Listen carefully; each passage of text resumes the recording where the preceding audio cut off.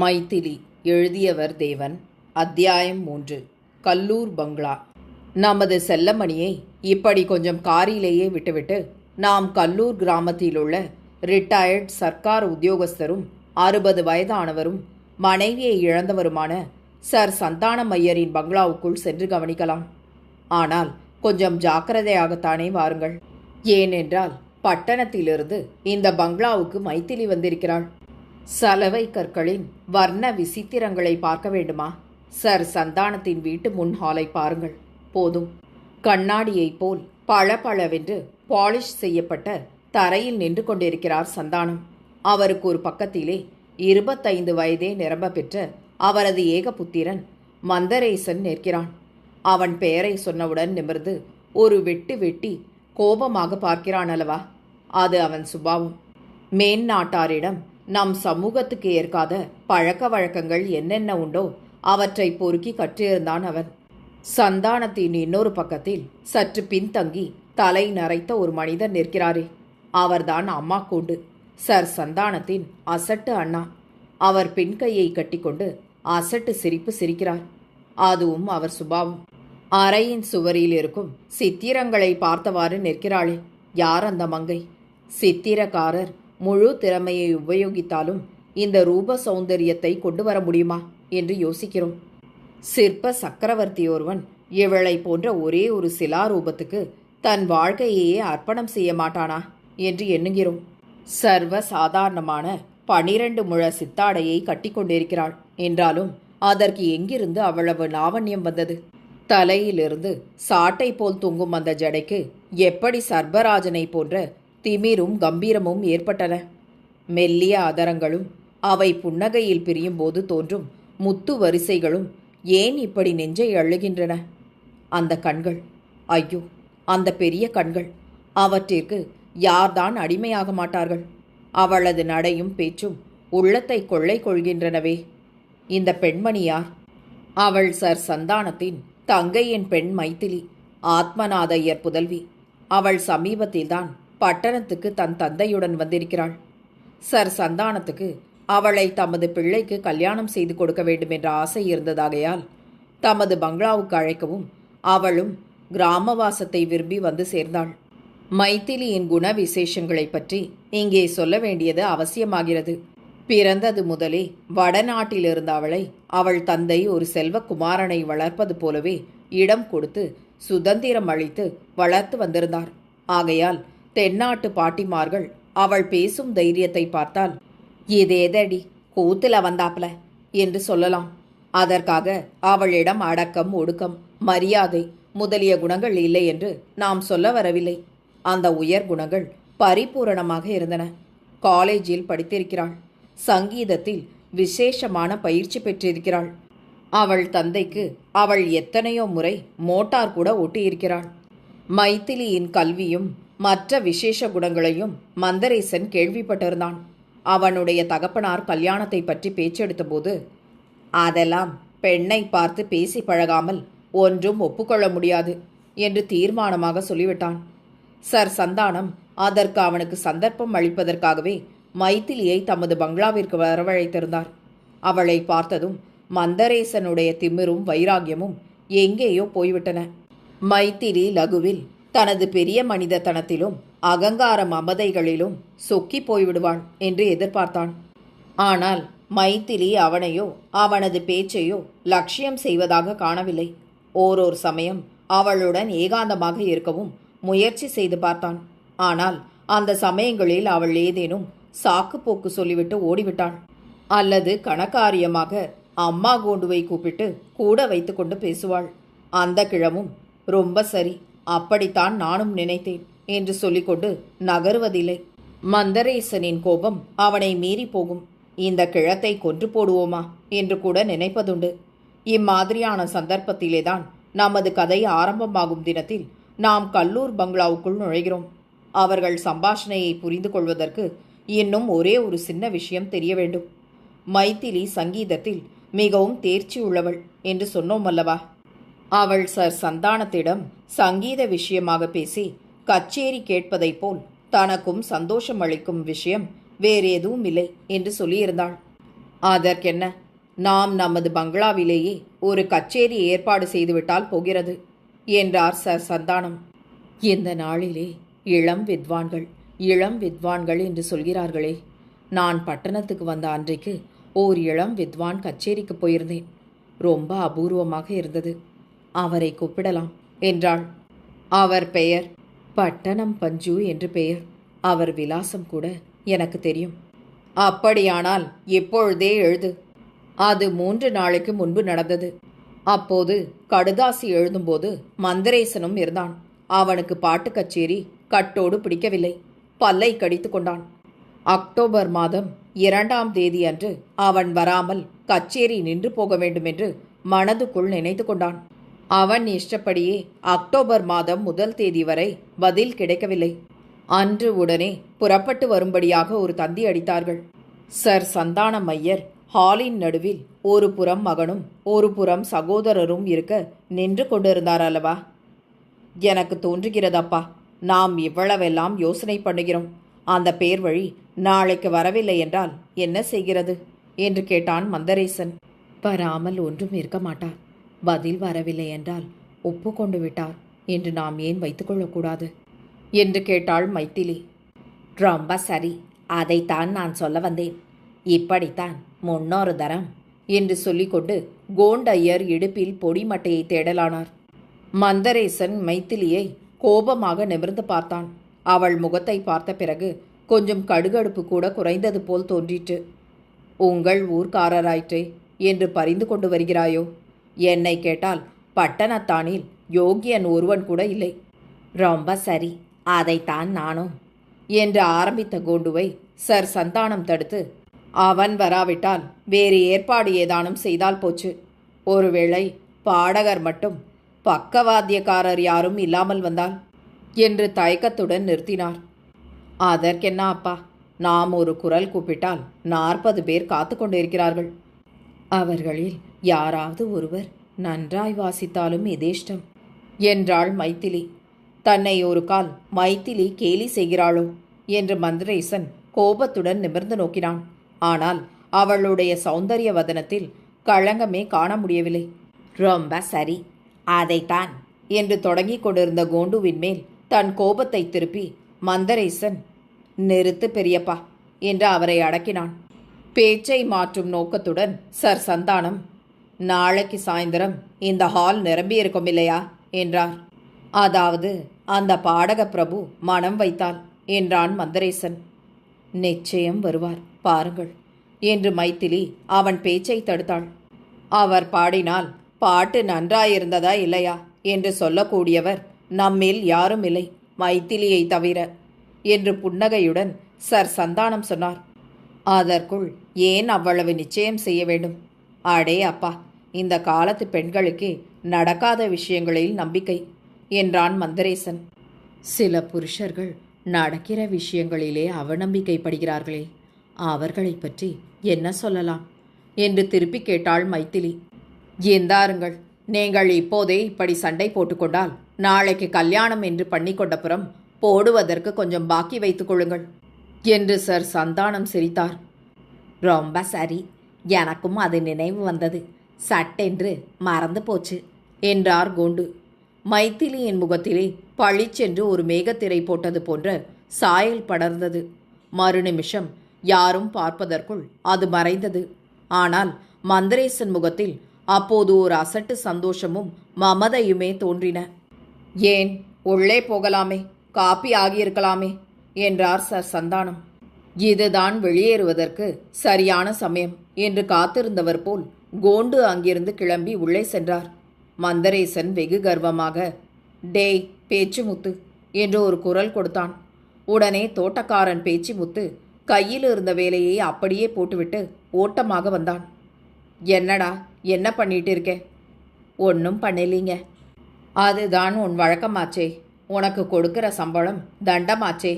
தோட்டத்தில் இன்னும் வேலை இல்லையேடா? இல்லைங்க. இருக்கும் போல் இருக்கேடா? கொஞ்சம் இருக்கலாமுங்க. நீ நாசமாய் போனியே. ஆமாங்க. என்ன? இல்லைங்க, ஒன்றும் இல்லைங்க. டிரைவர் இருக்கானா? இருந்தானுங்க. நீ பார்த்தியா? பார்க்கலைங்க. நீ உடனே போய் ஆமாம், உடனே போய் அவனை கூப்பிட்டு சாயந்தரமா நரசிரெட்டிப்பேட்டை ஸ்டேஷனுக்கு போய் வர்றவங்களை அழைச்சி வர சொல்லு. சொல்கிறேன். யாரை? வர்றவங்களை ஏசம்மா. அடச்சி, யாரை வேண்டுமானாலும் அழைத்து வருகிறதோ, போய் டிரைவரை இங்கே அனுப்பு. பேச்சு முத்து போகும்போதே, இந்த ஐயாவுக்கு ஒத்து பாடுறதுக்கு பதிலாக வேற எங்கனாச்சும் போகலாம் என்று சொல்லி கொண்டு போனான். ஏ கோவிந்த் என்றான் மந்தரேசன். என்ன சார்? இன்னைக்கு வண்டியில் ஒரு ஐயா வருவாங்க. யார் வருவாங்க? ஒரு ஐயா. சரி, அவர் என் மாதிரி இருக்கிறதுல இப்போது நிறுத்தி மந்தரேசன் மைத்திலியை பார்த்தான். மைத்திலி அவனை கவனியாதவள் போலவே டிரைவரிடம், சிவப்பாக கொஞ்சம் பருமனாக லட்சணமாக இருப்பார், பார்த்து அழைத்து கொண்டு வா என்றாள். சரி அம்மா. டேய், நீ பாட்டுக்கு யாரையாவது கூட்டிண்டு என்றான் மந்தரேசன். அப்படியே செய்கிறேன். என்ன? சரியான ஆளை பார்த்து வருகிறேன். கோவிந்த் போனவுடன் மந்தரேசன் வெகு கம்பீரமாக மைத்திலி நின்ற பக்கம் திரும்பி பார்த்தான். அவள் சத்தப்படாமல் உள்ளே போயிருந்தாள். அத்தியாயம் 4. எதிர்பாராத சம்பவங்கள். மோட்டார் டிரைவரையும் மோட்டரையும் பார்த்து செல்லமணி திகைத்து போய் சற்று நேரம் நின்றான். மற்றும் ஒரு முறை வானத்தின் குறுக்கே ஒரு மின்னல் வெட்டி கொண்டு சென்றது. கடகடவென்று அண்ட கடாகங்கள் தவிடு பொடியாவது போல் இடியோசை துரத்தி வந்தது. எந்த நிமிஷத்திலும் மழை வந்து அந்த பொட்டலில் அவனை தெப்பலாக நனைத்துவிட காத்திருந்தது. எதிரில் முன்பின் சம்பந்தமில்லாத ஒரு மோட்டார் நிற்கிறது. டிரைவர் ஆனால் ஏறிக்கொள் என்கிறான். வேறு யாருக்காகவும் வந்த கார்தான். ஆள் மாறாட்டமாக தன்னை கூப்பிடுகிறது என்பதில் சந்தேகமில்லை. சே, இப்படியும் ஏமாற்றலாமா? இதனால் வேறு யாருக்காவது கஷ்டம் நேரிட்டாலும் நேரிடலாமோ என்னமோ. பிறகு என்ன நடக்கும்? உண்மையை சொல்லிவிடுவோமா என்றெல்லாம் அவன் மனம் போராடி கொண்டிருக்கும் போதே சிலுசிலுவென்று காற்றடித்தது. வெகு தூரத்தில் சோவென்று மழை பெய்து கொண்டு வரும் சப்தம் கேட்டது. எந்த மோட்டாரும் போய்விட்டால் என்ன ஆகும் என்று அவன் எண்ணலானான். மறுநிமிஷம், சரி, இதற்கு நான் என்ன கட்டணம் கொடுக்க வேண்டும் என்று கேட்டான் அவன். ஐயோ சாமி, கட்டணமா? பெரிய ஐயா உங்ககிட்ட கட்டணம் வாங்குவாங்களா? இல்லை, நான் பட்டணம் போக வேண்டியவனாயிற்றே என்று கேட்டேன். நீங்க இன்று ராவு தங்க போகிறதாக அல்லவா சொன்னாங்க? ஓஹோ, அவர்களுக்கு என்னை பற்றி ஒன்றுமே தெரியாது. அதனாலே தான் யோசனை செய்கிறேன். டிரைவர் சிரித்தான். எங்க ஐயாவுக்கா தெரியாதுன்னு சொல்றீங்க? உங்களை நன்னா தெரியுமே. காதில் கடுக்கன், இந்த அங்கவஸ்திரம் எல்லாம் அடையாளம் சொன்னாரே, அதை வச்சு கொண்டுதானே பார்த்த உடனே அடையாளம் கண்டுகிட்டேன். செல்லமணிக்கு தூக்கி வாரி போட்டது. இதென்ன யட்சினி வித்தையா? நாம் வருவது இவர்களுக்கு எப்படி தெரியும் என்று பிரமித்தான். ரயில் தவறிட்டீங்க போலிருக்கு. ஆம், தவறித்தான் ஏறிவிட்டேன். ஐயாவுக்கு அது தெரிஞ்சுத்தான் மறுபடி அனுப்பினாரு. ஏது, உங்க ஐயா பெரிய ஜோஷியராயிருப்பார் போலிருக்கிறதே. சின்ன ஐயாவை விட பெரிய ஐயாவுக்கு யோசனை ஜாஸ்தி தானுங்க. அப்படியா? பின் அங்கே 2 ஐயாக்கள் இருக்கிறார்களா என்று எண்ணிக்கொண்டான். உடனே 2 எஜமான்கள் நடுவில் போய் மாட்டிக்கொள்வது அவ்வளவு உசிதமா என்று வேறு தயக்கம் வந்துவிட்டது. நான் உங்கள் எஜமான் வீட்டுக்கு இப்போது வரவில்லை என்றான். நீங்க வரலாமுங்க, இதோ 10 நிமிஷத்தில் கொண்டு விடுறேன். பங்களாவில் உங்களுக்காக காத்துக்கிட்டு இருப்பாங்க. பங்களாவா? யார் பங்களா? எஜமான் பங்களாதான். வந்தவர் இடம் தெரியாமல் நிற்பாரு, பார்த்து கூட்டிக்கிட்டு ஓடிவா என்று என்னை சொல்லி அனுப்பினாரு. அது யார் அப்படி வர்றவர்? நீங்க தான் சாமி, ஏறுங்க. நான் யாரு தெரியுமா உனக்கு? பேர் சொன்னாங்க, நினைப்பில்லை. இந்த ரயிலில் தானே இறங்கினது. ஆமாம். அப்போ உங்களைத்தான் அழைச்சி வர சொன்னார். ஏதோ பிசகி இருக்கிறது இதில் என்று தயங்கியவாறு நின்றான் செல்லமணி. தவறு ஒன்றும் இல்லைங்க, அவங்க சொன்னபடி அங்கவஸ்திரம் போட்டுக்கொண்டு இல்லையா நீங்கள்? செல்லமணி ஏறுவதற்கு ஒரு அடி முன்னால் வைத்தான். எனக்கு பட்டணத்துக்கு அவசரமாக போக வேண்டியிருக்கிறது. முதலில் உங்கள் பங்களாவுக்கு போகாமல் நேரே பட்டணம் போக முடியாது போலிருக்கிறது. ஆமாங்க, அப்படித்தான். அப்புறம் போகலாம் அல்லவா? அது உங்கள் இஷ்டம், எஜமான் இஷ்டம். உங்கள் வேலையாச்சுன்னா திருப்பி அனுப்ப அவங்க என்ன தடை சொல்ல போறாங்க?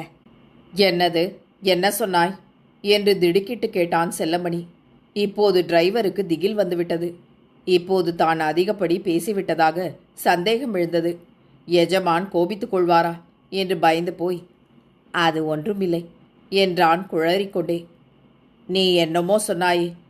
ஒன்றுமே சொல்லவில்லை. அதற்கில்லை அப்பா, நீ சொன்னதை எனக்கு நன்றாக புரியும்படி சொல்லு. என் வேலை முடிந்துவிட்டால் என்றாயே. என் வேலை என்ன? ஐயோ சாமி சாமி, என்னை மன்னிக்கணும், தெரியாமல் பேசிட்டேன். அதைத்தான் இன்னொரு தடவை சொல்லு, கேட்போம். ஐயையோ, நான் மாட்டேன். எனக்கு உயிர் போனாலும் சொல்ல மாட்டேன். நீங்க அதை பெரிய எஜமான் கிட்ட மட்டும் சொல்ல வேண்டாம். நீ என்னை யார் என்று தெரிந்து கொள்ளாமல். ஐயோ, என்னை மன்னிச்சுக்கங்க, யோசனை இல்லாமல் பேசிட்டேன் என்கிறேனே. செருப்பால அடியுங்க. இது என்னடா கஷ்டமாய் போச்சு, நான் சொல்வதை பூராவும் கேட்டுக்கொள்ளாமல். சாமி, நான் ரொம்ப ஏழை, நீங்கள் யாருன்னு தெரிஞ்சிக்காம பேசிட்டேன். இப்போ அது தெரிஞ்சுக்கிட்டேன்.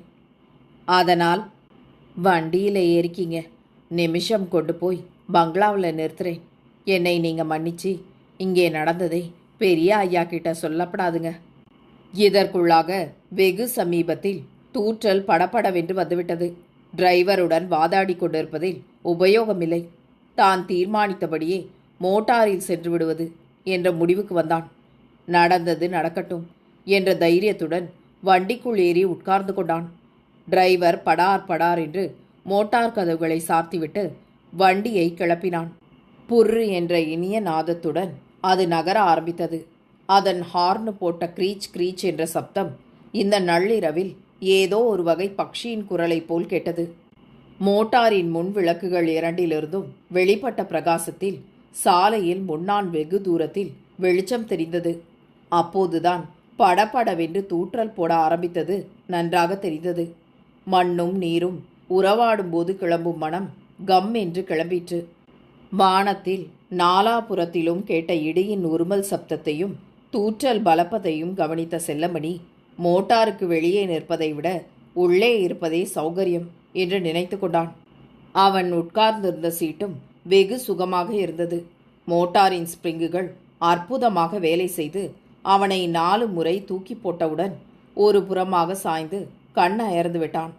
சுமார் அரை மணி நேரம் மோட்டார் நேர் ரஸ்தாவில் ஓடின பிறகு சட்டென்று விஸ்தாரமான கல்லூர் சாலையில் திரும்பிற்று.